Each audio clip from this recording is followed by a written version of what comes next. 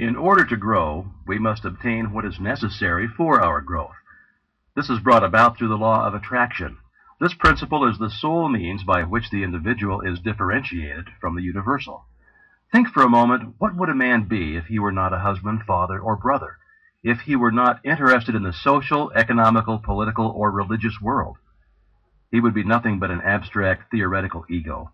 He exists, therefore, only in his relation to the whole, in his relation to other men, in his relation to society. This relation constitutes his environment, and in no other way. It is evident, therefore, that the individual is simply the differentiation of the one universal mind, which lighteth every man that cometh into the world. And his so-called individuality or personality consists of nothing but the manner in which he relates with the whole. This we call his environment, and is brought about by the law of attraction. Part 18, which follows, has something more to say concerning this important law. There is a change in the thought of the world. This change is silently transpiring in our midst, and is more important than any which the world has undergone since the downfall of paganism. These present revolutions in the opinions of all classes of men, the highest and most cultured of men, as well as those of the laboring class, stands unparalleled in the history of the world. Science has of late made such vast discoveries, has revealed such an infinity of resources, has unveiled such enormous possibilities and such unsuspected forces, that scientific men more and more hesitate to affirm certain theories as established and beyond doubt, or to deny other theories as absurd or impossible. A new civilization is being born. Customs, creeds, and precedent are passing.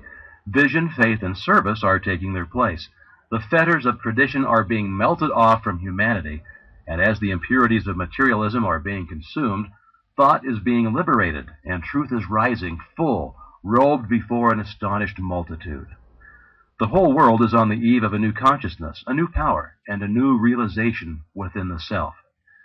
Physical science has resolved matter into molecules, molecules into atoms, and atoms into energy, and it has remained for Mr. J. A. Fleming, in an address before the Royal Institution, to resolve this energy into mind. He says, "In its ultimate essence, energy, man may be incomprehensible by us except as an exhibition of the direct operation of that which we call mind or will.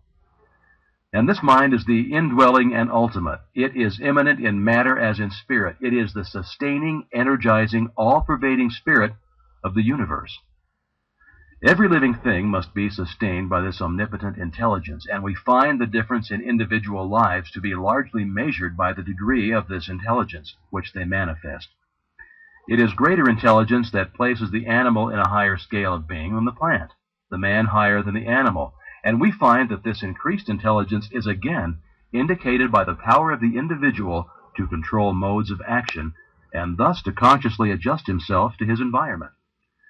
It is this adjustment that occupies the attention of the greatest minds, and this adjustment consists in nothing else than the recognition of an existing order in the universal mind, for it is well known that this mind will obey us precisely in proportion as we first obey it. It is the recognition of natural laws that has enabled us to annihilate time and space, to soar in the air, and to make iron float, and the greater the degree of intelligence, the greater will be our recognition of these natural laws, and the greater will be the power that we can possess. It is the recognition of the self as an individualization of this universal intelligence that enables the individual to control those forms of intelligence which have not yet reached this level of self-recognition. They do not know that this universal intelligence permeates all things ready to be called into action. They do not know that it is responsive to every demand, and they are therefore in bondage to the law of their own being. Thought is creative, and the principle on which the law is based is sound and legitimate, and is inherent in the nature of things. But this creative power does not originate in the individual, but in the universal, which is the source and foundation of all energy and substance. The individual is simply the channel for the distribution of this energy. The individual is simply the means by which the universal produces the various combinations which result in the formation of phenomena, which depends upon the law of vibration, whereby various rates of rapidity of motion in the primary substance form new substances only in certain exact numerical ratios. Thought is the invisible link by which the individual comes into communication with the universal. The finite with the infinite, the seen with the unseen. Thought is the magic by which the human is transformed into a being who thinks and knows and feels and acts. As the proper apparatus has enabled the eye to discover worlds without number millions of miles away, so with the proper understanding, man has been enabled to communicate with the universal mind, which is the source of all power. The understanding which is usually developed is about as valuable as a VCR without a videotape. In fact, it is usually nothing more than a belief which means nothing at all. The savages of the Cannibal Islands believe something, but that proves nothing. The only belief which is of any value to anyone is a belief that has been put to a test and demonstrated to be a fact. It is then no longer just a belief, but has become a living faith or truth. And this truth has been put to the test by hundreds of thousands of people, and has been found to be the truth exactly in proportion to the usefulness of the apparatus which they used. A man would not expect to locate stars hundreds of millions of miles away without a sufficiently strong telescope. And for this reason, science is continually engaged in building larger and more powerful telescopes, and is continually rewarded by additional knowledge of the heavenly bodies. So with the understanding, men are continually making progress in the methods which they use to come into communication with the universal mind and its infinite possibilities.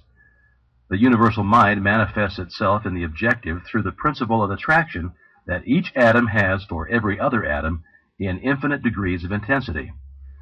It's by this principle of combining and attracting that things are brought together. This principle is of universal application and is the sole means whereby the purpose of existence is carried into effect. The expression of growth is met in a most beautiful manner through the instrumentality of this universal principle. In order to grow, we must obtain what is essential for our growth. But as we are all times a complete thought entity, this completeness makes it possible for us to receive only as we give. Growth is therefore conditioned on reciprocal action, and we find that on the mental plane, like attracts like, that mental vibrations respond only to the extent of their vibratory harmony. It's clear, therefore, that thoughts of abundance will respond only to similar thoughts. The wealth of the individual is seen to be what he inherently is. Affluence within is found to be the secret of attraction for affluence without. The ability to produce is found to be the real source of wealth of the individual. It's for this reason that he who has his heart in his work is certain to meet with unbounded success. He will give and continually give, and the more he gives, the more he's going to receive. Now, what are the great financiers of Wall Street, the captains of industry, the statesmen, the great corporation attorneys, the inventors, the physicians, the authors? What do each of these contribute to the sum of human happiness but the power of their thought? Thought is the energy which the law of attraction is brought into operation, which eventually manifests in abundance.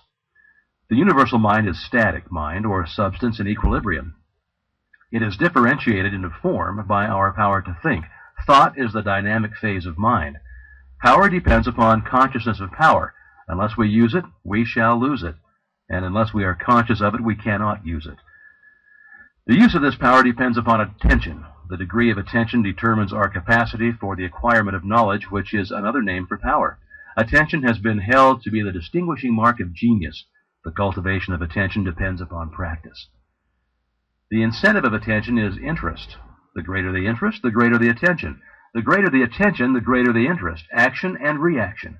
Begin by paying attention. Now, before long, you will have aroused interest. This interest will attract more attention, and this attention will produce more interest, and so on and so on. This practice will enable you to cultivate the power of attention. Okay, now this week, concentrate upon your power to create. Seek insight, perception. Try to find a logical basis for the faith which is in you. Let the thought dwell on the fact that the physical man lives and moves and has his being in the sustainer of all organic life, air. We have to have air so that we must breathe. We breathe to live. Then let the thought rest on the fact that the spiritual man also lives and moves and has his being in a similar but subtler energy upon which he must depend for life. And that, as in the physical world, no life assumes form until after a seed is sown, and no higher fruit than that of the parent stalk can be produced. So in the spiritual world, no effect can be produced until the seed is sown, and the fruit will depend upon the nature of the seed, so that the results which you secure depend upon your perception of law in the mighty domain of causation, the highest evolution of human consciousness. As Emerson said, "There is no thought in my mind, but it quickly tends to convert itself into a power, and organizes a huge instrumentality of means."